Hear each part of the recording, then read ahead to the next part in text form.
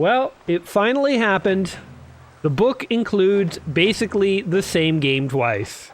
If today's gameplay looks familiar, it's because 3 years ago we played this exact same game.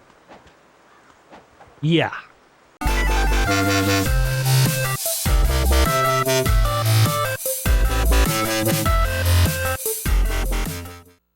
Welcome back to another episode of Let's Play 1001 Games. I'm your host, Gaming Jay, and warning, if you are not ready for some hot ninja action, you should turn away right now. Also, copyright stuff, reverse engineering, blah, blah, blah, blah, blah. Today we're checking out the third-person action brawler reboot of the classic Ninja Gaiden Nintendo game. This, of course, is Ninja Gaiden for the Xbox.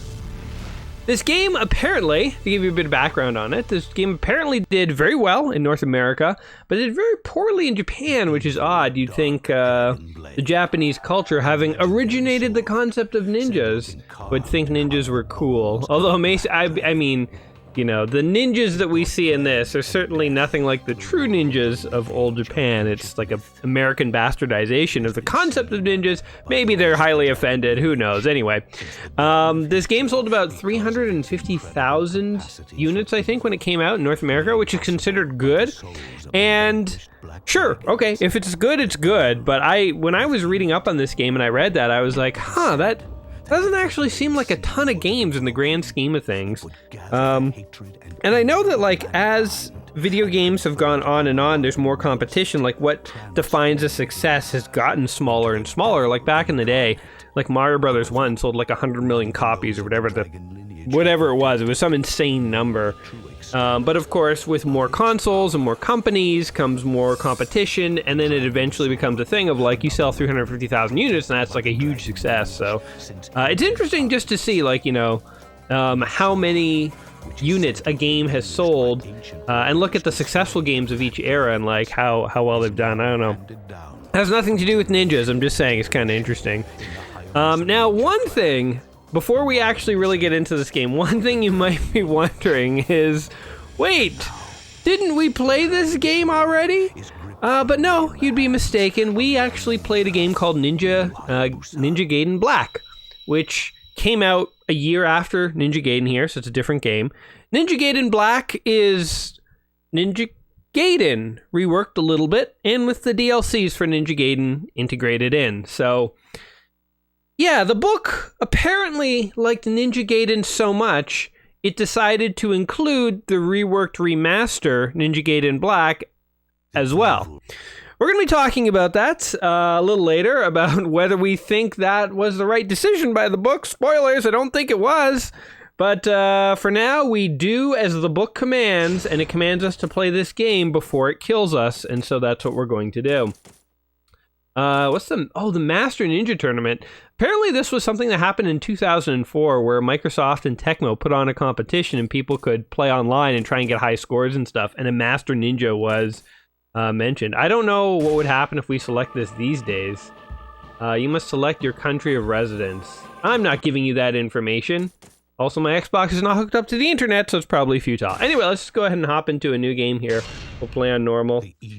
Now, the only saving grace about having basically already played this game when we played the Ninja Gaiden Black is I do not remember Ninja Gaiden Black at all. I'm sort of blanking on it.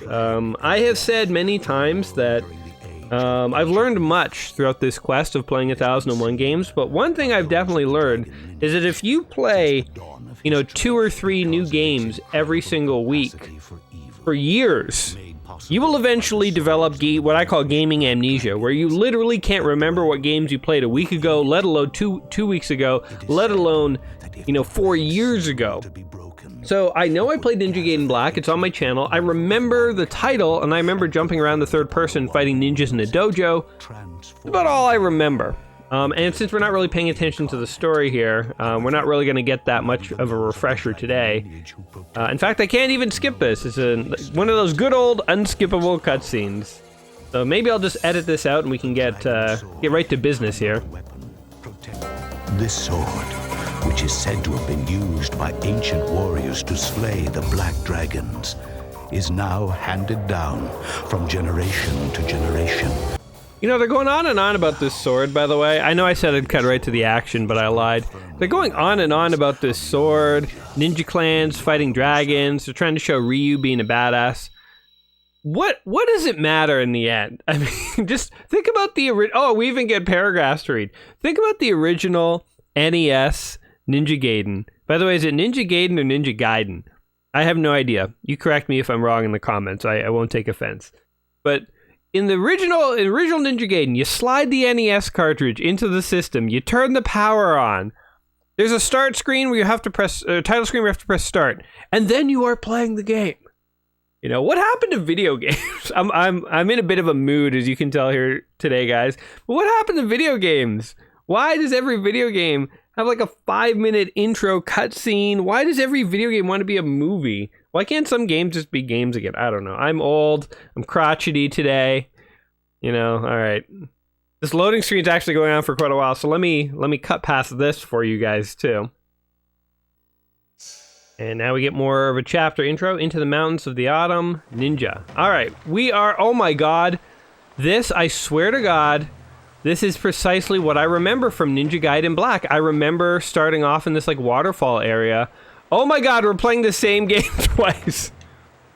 You know, maybe the reason that I'm in a bit of a crotchety mood with Ninja Gaiden here, and I'm kind of like ragging on it and not being like, you know, super kind to it, is because I feel like the book is punking me. I feel like the book is making me play the same game twice, and you know, we've talked many times about, like, should the book include sequels to Street Fighter 4? You have one Street Fighter 4, should you have another one? You have one Street Fighter 2, should you have another one? You know, should you have sequels? Sequels are okay. When it's literally a remake, though, I think your book done messed up. Anyway, Ninja must be able to find his way when the path is blocked. When facing an obstacle, jump toward it and run vertically up its side until you can grab the upper ledge. All right. Oh, there we go. Ninja's got moves. He got Matrix-style moves. So, oh my God, who's throwing these? There's like a helpful dude, like on the top of the mountain, just like throwing ninja stars of guidance to me. You must learn to be aware of your surroundings. The key to this ability lies with the right thumbstick and the R trigger, I assume. Key powers of observation are the only basic traits of a ninja. Use them, blah, blah, blah. Okay. Let's, oh, I like how he just opens the chest by just kicking it. Okay, and then... Hold on, I press this. Oh, here we go.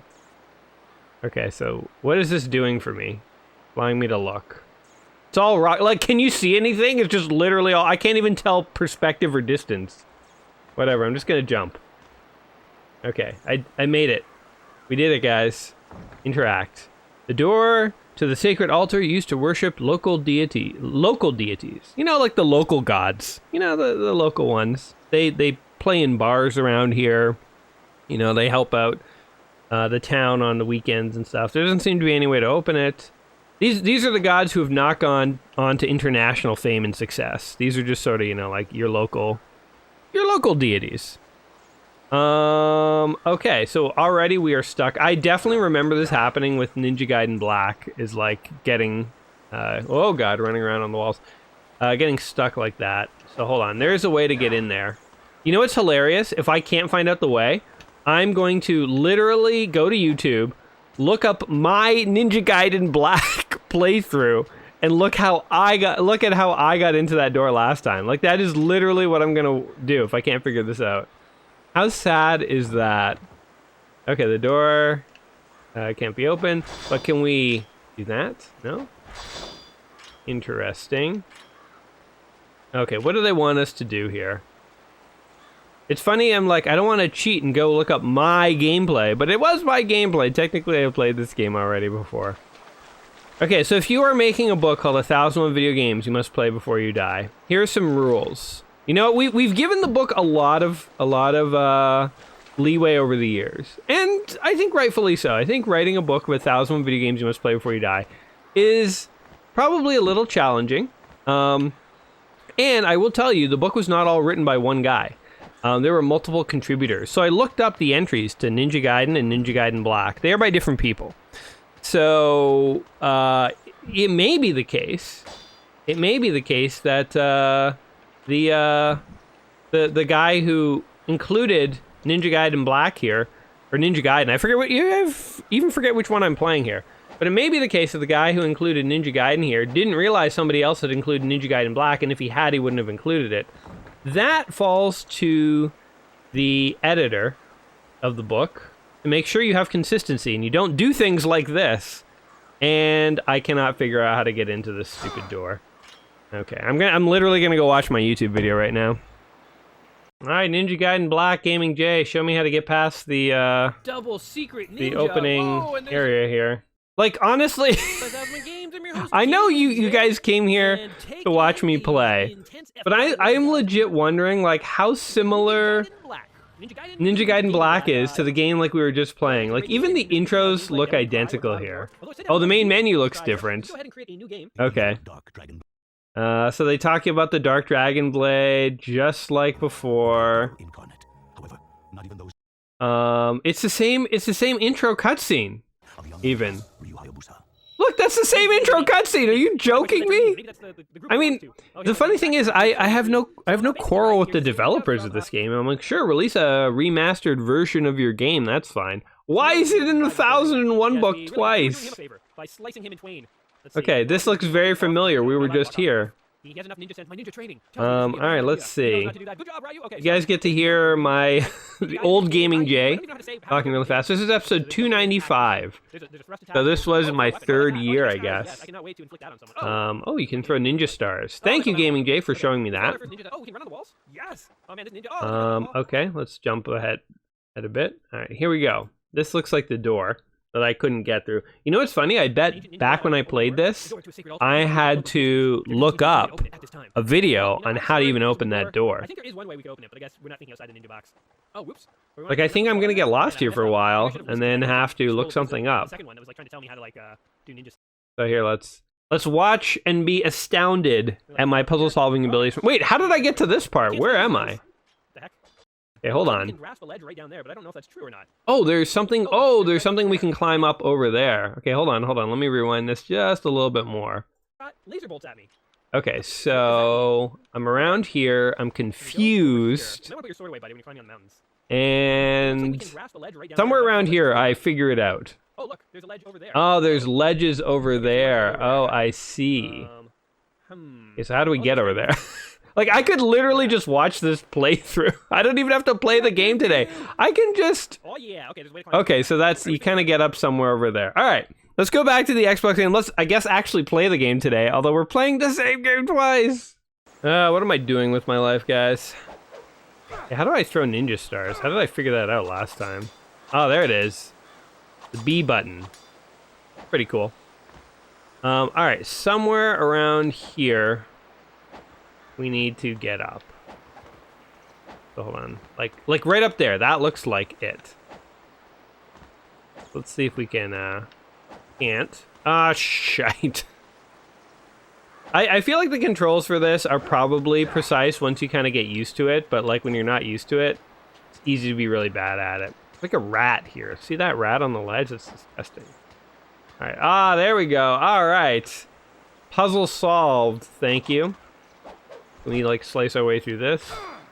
No, we cannot. All right, a bit of tangled weeds in my way has stopped a world-class ninja.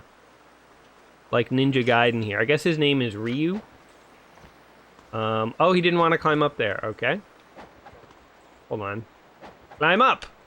Oh my god. Okay, the controls are actually a little wonky. Get up there, you bastard! What are you doing? Can we climb up here? Oh, can I just climb up this? Okay. Do that. Ah, there we go. Finally, ninjas to fight. Well, I'm glad we figured that out. Kill these guys. Yeah. Now, this game apparently has really tight combat mechanics, on par with like God of War or like Devil May Cry and stuff. And whee! Oh, I jumped backwards. Okay, hold on. Whee! There we go. We jump forward. Hey. That almost hit me in the head, dude. Why don't you just shout the tip at me? Don't throw ninja stars past my head. One of your most useful techniques is the flying bird flip. Jump towards a wall and run up it, then jump off again. This allows you to travel to areas. Okay. Like what I was doing already because I'm so smart. I knew how to do that move. Oh, ninjas, eh? Throw some ninja stars at them and cut them. Oh god, oh god. Okay, wait, there's a block button, right? Yeah, there is. Boom. All right, let's go, man. Yes, yes. Oh, I blocked the crap out of his attack. Oh, you want this? Oh, not so fast, dude. I mean, the combat is fair. And fun. Oh, there we go. Oh, we made it into your secret temple. We found a way in. We're gonna slaughter every single ninja here. I don't know who you guys are, but you're going down. Oh god. Slice and dice you, buddy. Throw you. Huh, nice try. Slice and dice you too. So I don't even, so the Ninja Gaiden Black version includes the, oh, I cut his head off, holy crap. The Ninja Gaiden Black version includes the DLC for this game. I don't even know if in our playthrough, like, 4 years ago, or whenever it was, if we even got to any DLC content. I literally feel like it's just like a redo of what we did 4 years ago. Which is a little, oh, nice try. Maybe I'll play a lot better and get farther than I did last time. Maybe that's like the consolation of having to do this again. I don't know. I keep ranting and raving about this same game. But yeah, like, the book, as I said, we've been kind to the book over the years. It is difficult to create a 1001 list, I think. Although it's, like, not that difficult. And I do kind of think, like, I get the idea of the original author of including a bunch of people to try and get a multitude of perspectives. Because, like, if I made a list, if me, Gaming Jay, made a list of 1,000 video games just play before you die, it would be biased in its own way. I gravitate towards certain kinds of games. I gravitate away from other kinds of games. Certain kinds of games that people love, like maybe like shoot 'em ups or something like that, or Japanese RPGs. I'd probably include very few of those. And so it's like I have my own gaming blind spot, so I'm gonna miss stuff that other people aren't. I don't know what that was about. But by including more than yourself, you kind of get more diversity of recommendations. But at the same time, you probably are going to start to get some people recommending very similar games. And I think as an editor, the editor of this book should have made more judgment calls about not including sequels, not including games that are too similar, only including like one major game, maybe two out of like, big franchises, things like that. Like for instance, this game, Ninja Gaiden and Ninja Gaiden Black are both in the book. Ninja Gaiden on the NES, or even the arcade version, are not in the book. And I would argue those are like pretty damn influential and iconic. Maybe the author didn't enjoy those games as much, and that's fine, but it sort of feels like, if you're gonna include if you're gonna include these two, cut one out, dude, and like throw in one of the other Ninja Gaidens. I played the other Ninja Gaiden Arcade and NES on my channel because both were too iconic and they weren't in the book, so we had to play them. So, Lives of 1,000 Gods. I'm like the ninja equivalent of Indiana Jones. I'm just running around stealing the ancient artifacts that, oh, hello. Oh, secret ninja area. Oh, there's white ninjas in here. Ninjas are color-coded according to their skills and their favorite kinds of meat. Are you a pork guy? You're more into beef? Are you a chicken man? And then the ever so rare, turkey and lamb ninja. It sounds like that's what they're made of. This ninja tastes like turkey and lamb. What am I eating my defeated opponents? But yeah, I just sort of feel like, book is definitely not perfect. The book has, don't get me wrong, the book has led us to, and led me to discover a lot of like, neat games that I never would have played before, or it's like, been the final encouragement I needed to like play some like classic games that I knew about and I just never had a chance to play before. So it's like, overall, I say the 1001 Quest has been pretty cool. Oh, okay, well I guess we're done with that fight. Overall, the 1001 Quest has been pretty cool. But occasionally we encounter something where it's just like, I'm just shaking my head the whole time. Like, what am I supposed to do with this game here today? What am I supposed to do? What's Ninpo? I don't know. Let's use one of these. Heals my wounds slightly. Use this item. Yes. Whoop. Oh, that's perfect. Just what I needed. A bit of ninja juice. Here's what ails you. Oh god, what are these bats? Get out of here. Oh, I like the homing ninja stars. That's actually really convenient for killing bats. Sweet. And he like takes little yellow gems when he kills them. He like takes their souls. He's even interested in bat souls. He doesn't just take the souls of ninjas. He's not just harvesting the souls of ninjas for El Diablo, but he's also taking little bat souls. Some ledges can be reached by jumping towards them and running straight up. Ninja must know the appropriate technique in every situation. Okay. Like, can I just do that? Oh, yeah, well, that was very difficult. Why did I need a tip at that point in time? I don't know. Oh, there's ninjas here. Hey guys, you got a bit of a ninja infestation in your sacred temple here. Let me help clear it away. This game actually is very violent, very bloody. I mean, we've seen decapitations and stuff like that. This game apparently was like known for being like hyper violent when it came out, which is, oh, what the heck? Which is kind of funny to me because I remember when like literally the US Congress was like taking Mortal Kombat to task, and like what was the other one, like the Sega CD one, like Night Trap. I remember like when there was like literally hearings, like US senators were like talking about how damaging Mortal Kombat was to our youth. And sorry, if I can get political for just a minute, I saw a really hilarious comment a while back talking about like right-wing media and like how it's like brainwashed so many Americans into being like basically like conspiracy theory right-wing nut jobs. And the comment was, you know, our parents, you know, what our parents thought video games would do to us, right-wing media has done to them. And I'm like, ain't it the truth? You know, they thought that video games were gonna corrupt the youth. And who's getting corrupted now, you know? Or like the other thing I saw, which I think is like totally true, is like when you were a kid, your parents were like, don't believe everything you read on the internet. There's lots of lies out there. Now, literally, there are like 30, 40-year-old people having to tell their retired parents, don't believe everything you read on Facebook. There's so much conspiracy theory, disinformation, misinformation, garbage out there. It's almost like parents got dumber as time went on. Like, I'm sorry if you're a parent, but like, seriously, who's believing this misinformation garbage out there? Like, I'm a nostalgic guy. You guys know I spend most of my days playing old video games.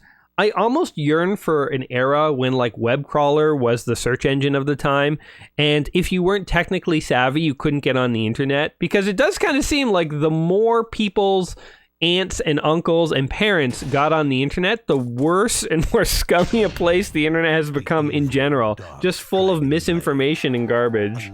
Like, I don't even go to Facebook anymore. Facebook to me is like a cesspool. Although it's slightly above Twitter, which is an absolute cesspool. I know I use it for my channel, and I do interact with some people there, and there are some good people there. But like if I just scroll through Twitter randomly, especially if you look at any post that has anything to do with politics and you look at the comments, it is like a fiesta of nonsense. And the sad thing is like I'm positive I can spot numerous cases of bots and like clear disinformation attempting to influence people's attitudes. Oh my god, we're just straight up dead, eh? Okay. But it's like that stuff is still allowed to be there. Like, it just feels like the most untrustworthy place to get your information. So I don't know, guys. Maybe in line with me being in a crotchety mood today, let me just rant and rave and tell you about how all of society is going downhill. But like, I guess it is an old man thing to say, but I literally kind of think that the internet was a better place before all these older people got on it and screwed it up for everyone. And now it's just full of disinformation and nonsense and garbage. So I don't know. Maybe you agree, maybe you don't. Maybe I'm crazy. You tell me I'm crazy, that's fine. I will accept, if you judge me as crazy, I accept the judgment, people. You can call me crazy. I won't get upset at you. I hear it. I hear it in my ranting and raving. So I'm not denying that I'm probably partially crazy. But you know what? Maybe there's a bit of truth in my craziness. Maybe there's a bit of truth. Anyway, we died. My ranting and raving about the downfall of Western society thanks to Facebook and Twitter and all the obsession about violence and misinformation has not helped our ninja play. when I got on this tirade, the point was to say that this game was considered quite violent for its time, and it actually got an ESRB rating of M for mature, which is like you have to be 17 or older, I guess, in North America to buy this game. And when I was reading about that, I was like, oh yeah, the ESRB. I feel like the ESRB kind of came into existence when I was getting old enough that I could buy whatever game I wanted and I didn't need my parents' permission anymore. But I am kind of curious if anyone out there was ever turned away from buying this game or any rated M for mature game when they were a kid. Like, I kind of feel like, you know, like ratings for movies. If you went into a video store, video stores don't exist anymore, by the way. But if you went into one back in the day, if you know what I'm talking about, if you understand what the word blockbuster refers to, then if you tried to rent a rated R movie and you weren't 18, they would just turn you away, right? They'd ask for ID, you'd show it to them, they'd say you're not 18, they'd kick you out. It'd be very embarrassing for everyone involved. I mean, maybe you'd find a cool employee, Chad, and he would like rent you 18, plus videos, but most of them would not. I feel like with video games, the same standards did not really apply. Like, there'd be games that were like, hyper-violent games like this, rated M for mature, and you just rent them to like 6-year-olds, a 6-year-old who shows up in the store, no parents, no idea who he's with, if anyone, rents a rated 17 and older video game. It was just how the world worked. I mean, I personally don't remember anyone ever making a big deal out of the ESRB. I feel like it was one of those things where, like, literally, again, American Congress got mad at video game developers and were like, you need to self-regulate. And they're like, all right, we're going to create a rating system, and certain games will be 17 or older. That'll solve all the problems. And, like, the Congress and the adults were like, hey, that's a good idea. Well done. All right, well, now your games have ratings. Meanwhile, nobody paid attention to the ratings, so it's like, yeah, the ratings exist kind of in name only, and kids can still buy these things. So it's sort of like the adults didn't even realize that the people weren't enforcing these game rules, so it's like, okay, a game that's 17 and older. Anyone can play it, though, but on paper at least, it looks like something's being done. It's always a feeling I got with the ESRB ratings, because, like, honestly, I forget they exist. Like, I don't even remember that they exist nowadays. Once in a while, I'll like read something and be like, this game is like rated mature. I'm like, oh yeah, they still do that. I like, what's the point? But I guess like for legal purposes, so they don't get sued, they have to. Okay, there's a lot of ninjas here, man. Back off, dudes. So in order to be successful in this game, you really do have to like, get down with the blocking to get like your blocking strategy going. If you do not block in this game, you die. Oh god. You know what else is kind of funny? If I can return to ragging on the book for a bit, just a small point, but I forget in which writing up of Ninja Gaiden it was. I can't remember because I read both the Ninja Gaiden and the Ninja Gaiden Black write up in the book before preparing for today. And in one of them, I think it was the Ninja Gaiden one, the person who wrote it literally says that the hero, Ryu, sometimes looks like an idiot because of his costume. Like, look at this. They called him an idiot. If this is a game you like, I don't fully understand why you would write your review like that. Like, it's kind of weird to be like, okay, I want to recommend a game. This is one of the games that if you only had 1,001 games to play, you would have to play this one before you die. And in this one, this guy looks like an idiot. Like that's basically what the write-up was. I think they were just sort of saying it kind of looks funny for him to be in like ninja pajamas all the time, but I mean, come on, man. Like, if you're gonna recommend the game, at least talk it up a bit. Like, it kind of feels like you're self-sabotaging the making people want to actually play this. Oh, you dick. I think I'm doing a little better here. The trick is to block at the last minute so that you can get some attacks in. And also don't let them, oh god. Don't let them gang up on you. Ah, oh god. Oh yeah, I got that guy. The white ninjas are actually a little tougher. They take more hits, more damage. The brown ninjas, they just go down like hot butter. I like to think of them as the foot soldiers of ninjas.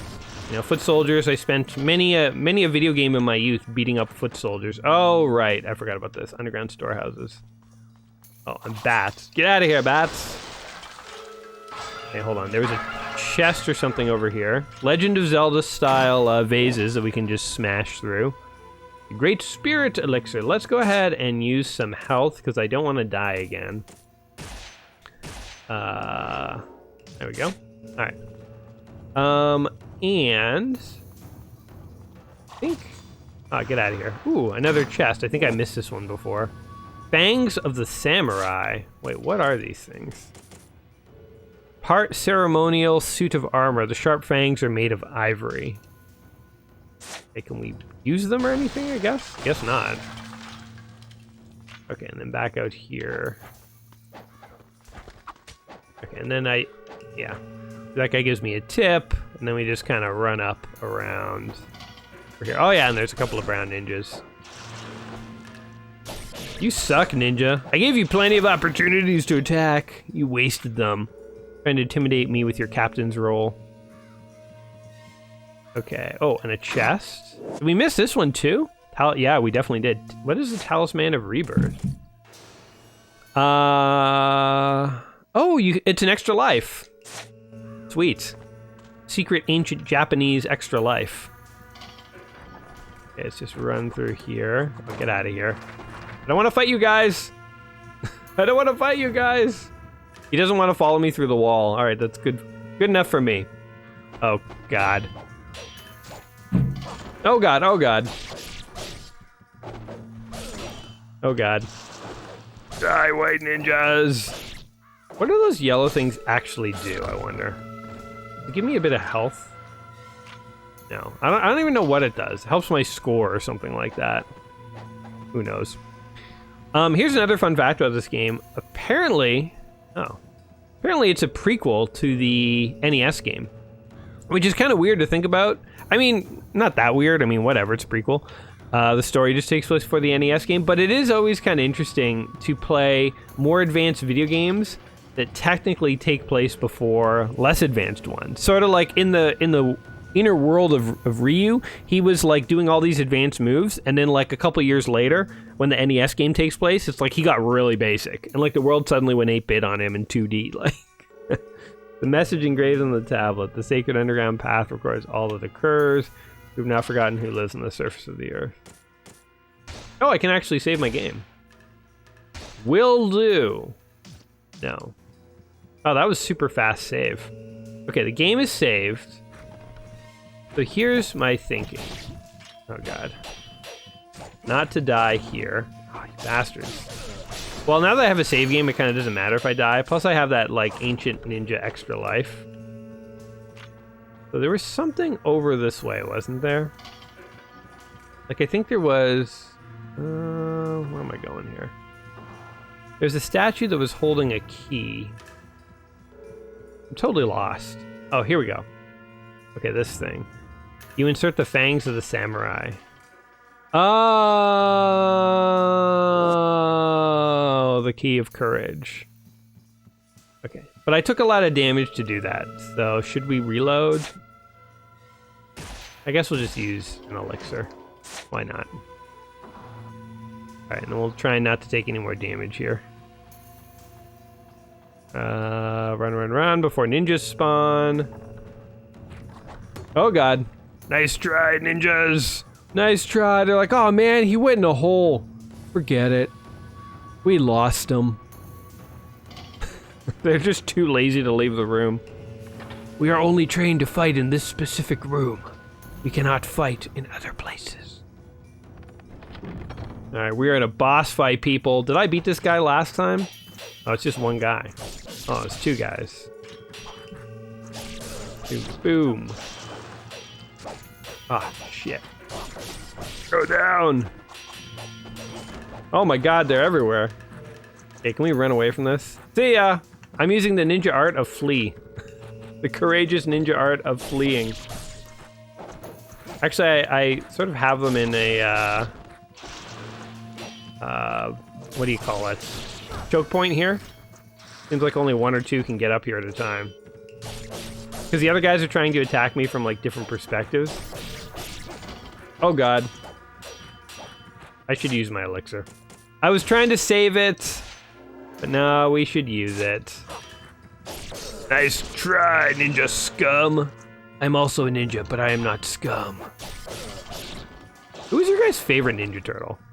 Like, I cannot play a ninja game without thinking of Ninja Turtles. It's just like, it's for my entire life. They burned it into my brain. They got me when I was young. Favorite Ninja Turtle. I've talked about this a number of times. I think my favorites are Don and Raph.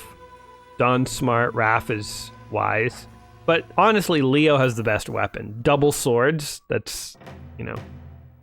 But Leo's a bit of a dork. He's a bit of a, he's sort of too straight-edged, and then Michelangelo is like too crazy. They're like two extremes. I want some guys in the middle. I want either a smart guy or a cool guy. I'd rather be smart in this life or cool and like, you know, smooth with the ladies.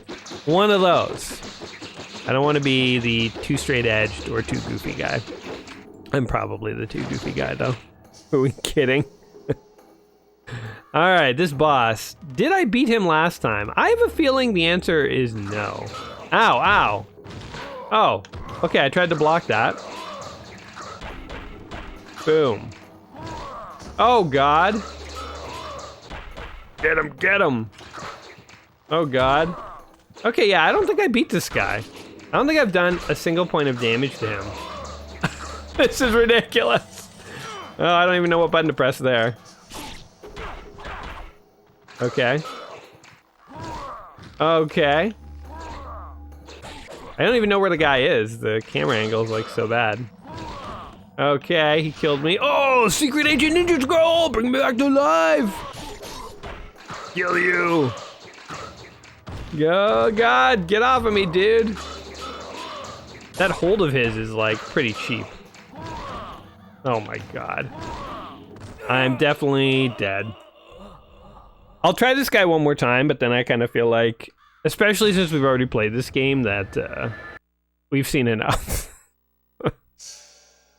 I'm curious if I beat this guy. You know, we'll jump back to the YouTube and we'll just see how far we got. I legit do not remember.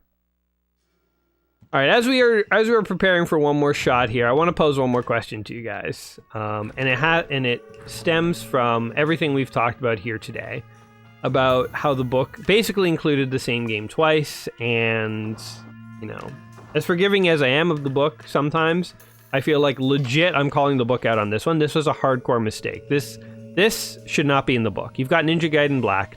This one shouldn't be in the book.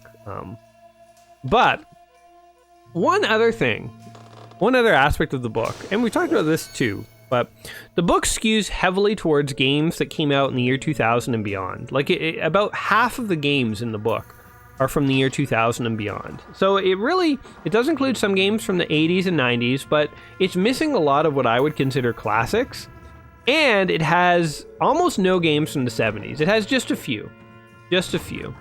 And I will grant you that games have become sort of more popular, or not more popular, but there are definitely more games now than there ever have been before. So it does make sense to some degree to skew a little older, but if you're making a book called 1001 Video Games You Must Play Before You Die, I think the expectation is there's going to be a lot of like historical classics in there. So if I were to write this book, if I were to, you know, redo this book, I think I would take out a lot of games from the 2000s and onward, and I would replace a lot of them with like classic games that aren't in the book. And that kind of got me thinking, because that definitely is like a biased way of doing things.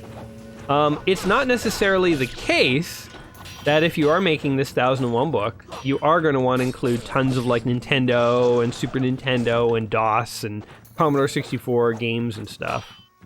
Man, I am dying like crazy. Use another elixir, I guess. Lives of the Thousand Gods. What is this? It raises your maximum health instantly. Oh my God, why didn't I use this? I'm kind of dumb. Alright, it doesn't raise it by tons, but it does raise it. Oh God.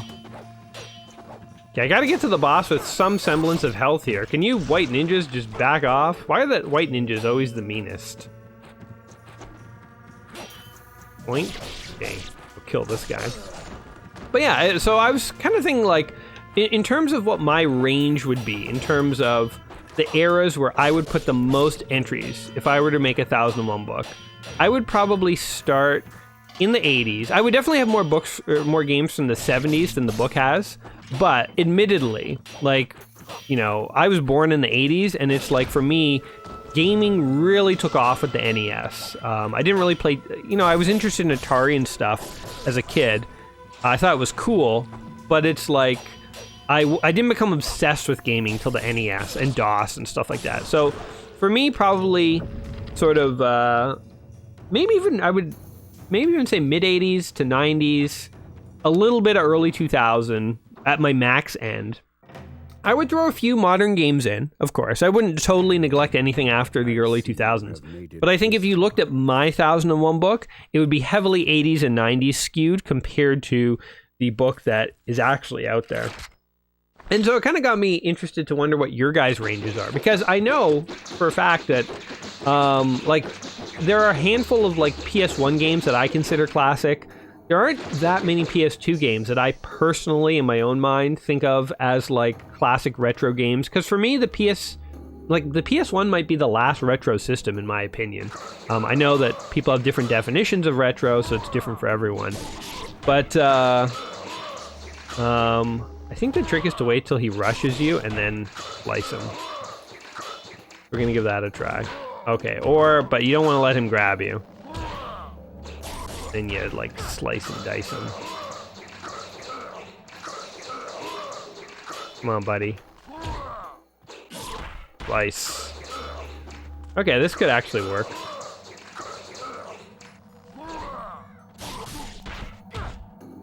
Alright, we're beating this guy. I had to think about that for a bit. But anyway, what would your eras be? What would your eras of retro, or not even retro games, but like 1001 games you must play before you die? I mean, maybe you love modern games. Maybe you're like a huge fan of like tons of modern games, and for you, like, you would want to include tons of them. That's fine. I don't think there's necessarily a wrong way to do the 1001 book, but I do think that, well, I say I don't think there's a wrong way of doing it. Meanwhile, I'm like, I think the book has done it wrong, you know? Oh, I just picked up an elixir in the middle of that. In the middle of that fracas. Slice and dice, baby! Oh god, he got me. Oh god. Hey, come on, buddy. You think you're Michelangelo with those nunchucks or something? Slice, slice, slice. Oh god, we do so little damage to him. Oh god, he grabbed us and he wonked us on the back of the head. Ancient secret ninja scroll of extra life! It's my ninja scroll 1-up, dude. Oh god. Slice him! Oh god, slice him! Man, I don't think we're gonna beat this guy. Oh god, kill him, kill him, kill him! Okay. As long as he doesn't grab us, we're okay. Oh my god, and then he grabs us. You dick. There must be a better way to fight this guy, but like, honestly, I'm too afraid.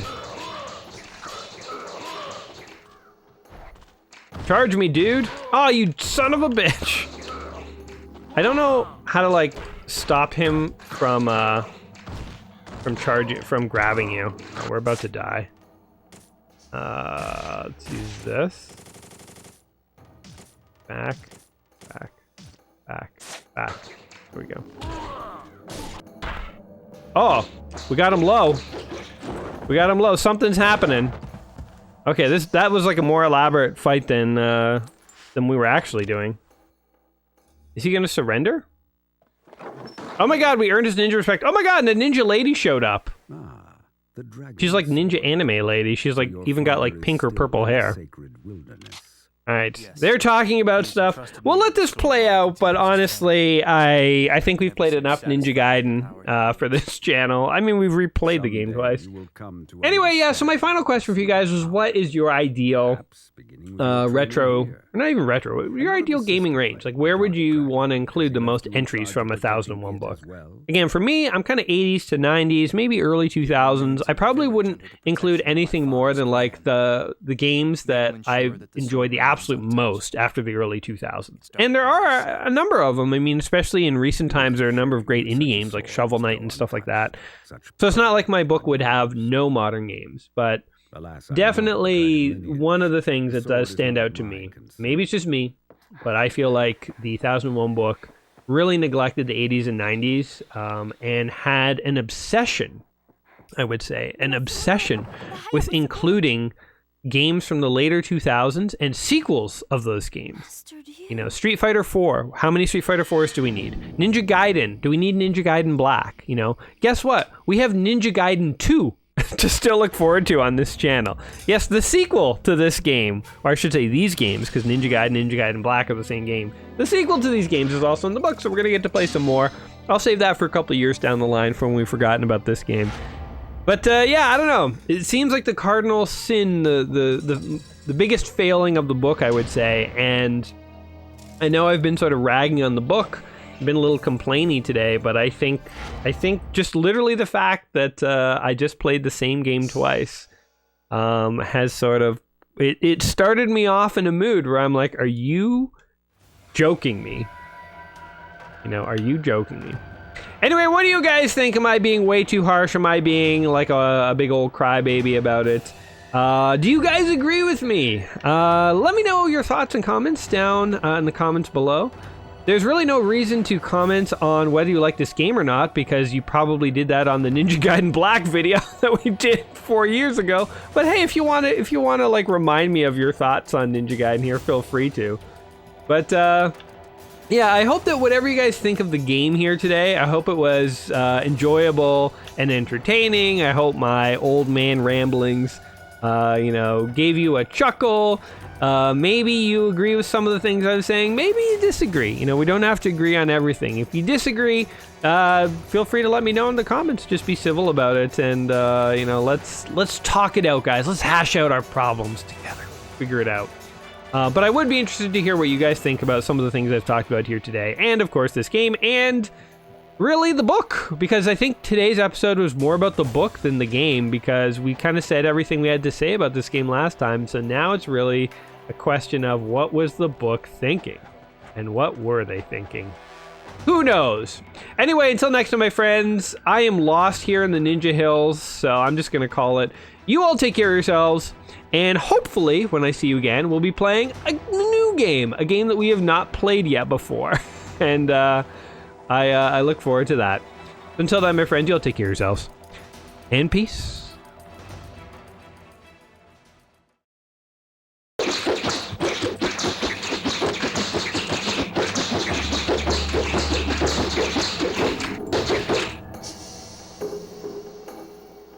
What am I doing with my life, guys?